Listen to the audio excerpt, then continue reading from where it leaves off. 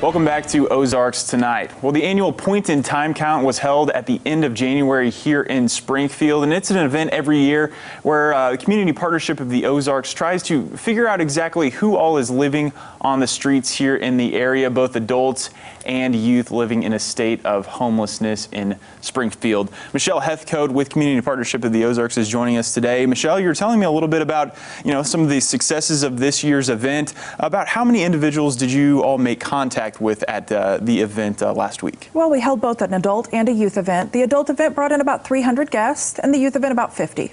And you said this was about on par for the adults that you have seen in years past, but more youth came through the door this year. We did see more youth than we did last year, probably by about 30%. Mm-hmm. We don't think that reflects an increase in youth homelessness, but rather probably a little better weather and maybe better publicity on our part. Definitely a change of venue, possibly some other factors that were in play. So what are some of the big, I know it's going to be a while before specific data is released for 2020, but there has been data for years past. What are some of the things Community Partnership is looking to find out from an event like this? Well, we want to see who in our community is homeless, and that means we look at demographics, age, race, gender. We also look at whether someone is a veteran or not, any information about disability and what type of disability they might have, and whether they're receiving any form of disability assistance, Social Security. And we also ask as to whether they're fleeing domestic violence or not, as of course that's a high risk factor for homelessness. Definitely. And when you guys gather in all of this information, the end goal is to, move everybody off the streets, if you will, into a permanent home. How does this information, when you all are able to analyze it, how does it help you formulate a plan to get individuals into permanent housing? Well, for one thing, this lets us see who is homeless. If we see, for instance, that we have an extraordinarily high number of elderly individuals who are experiencing homelessness, that may shift what we need to provide. But in addition, correct, accurate, relevant data is essential for funding. When we go to apply for grants, when other service providers in the community apply for grants, we have to have the data to back up the need for those grants. And this is an essential piece of that data component. And you all are also able to provide services to individuals that do show up during this point in time count. And there's other members of the community on site as well to offer some assistance. What are some of the things that individuals can get when they come through the doors on that day? We do everything we can to make it a kind of one-stop shop for services, so they can see the Division of Family Support, they can take care of housing assessments, they can access housing applications, they can access some health care options. They have access to some more general resources, some giveaway items. And this year we also brought in a foot care clinic at the adult event held by nursing students, so they had access to foot and wound care.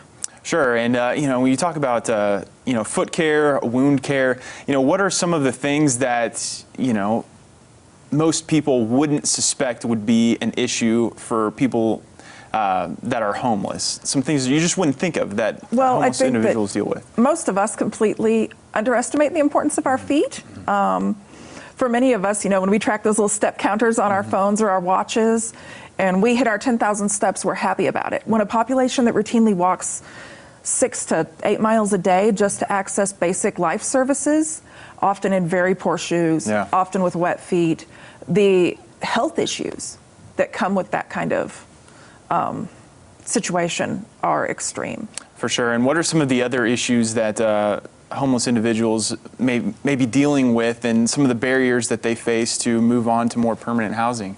Well, for individuals who are chronically homeless, disability is a significant barrier, whether it's mental health or physical issues. Those are substantial barriers to accessing housing services. Certainly there are other barriers, past eviction histories, poor credit histories, work histories. And alleviating or coming through some of those things can be a real challenge. If you don't have anywhere to live, you don't have anywhere to leave your possessions when you do get a job. You don't have anywhere to take a shower in order to go to work.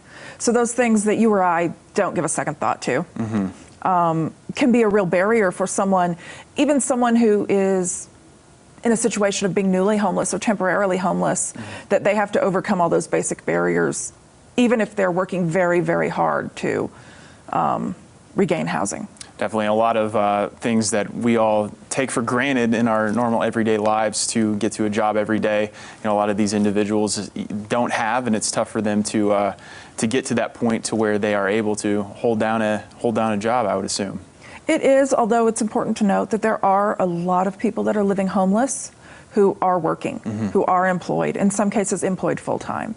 They're underemployed, and they may be dealing with other barriers to housing, but there are certainly a significant number of individuals who are working, who are doing exactly what we all think they should be doing, who are not able to afford rent. For sure. And what is maybe one of the number one misconceptions that people at home might not know about individuals living in a state of homelessness? Well, I think there's a conception that they are going to be men, when in fact we see roughly equal percentages in many cases among unsheltered homeless of men and women. I think there's an assumption that young individuals who are homeless probably left home because they didn't like mom and dad's rules. They ran away. In many cases, these kids have come out of situations where there was abuse or neglect, and for them, living on the streets was a safer choice. They made a choice to preserve their own well-being by entering this situation. And I think there's also a myth that a lot of those kids are probably using drugs and alcohol, and our data just doesn't show that. When we look at this data, we see that somewhere in between 20 and 25% of these youth have used drugs or alcohol. And when we define youth, we're talking about 13 to 24-year-olds. Yeah. So an awful lot of those young people are completely legally able to go grab a beer. Michelle, thank you so much for coming in and sharing Well, thank you for having me. I appreciate it. Absolutely. We'll be back with more right after this.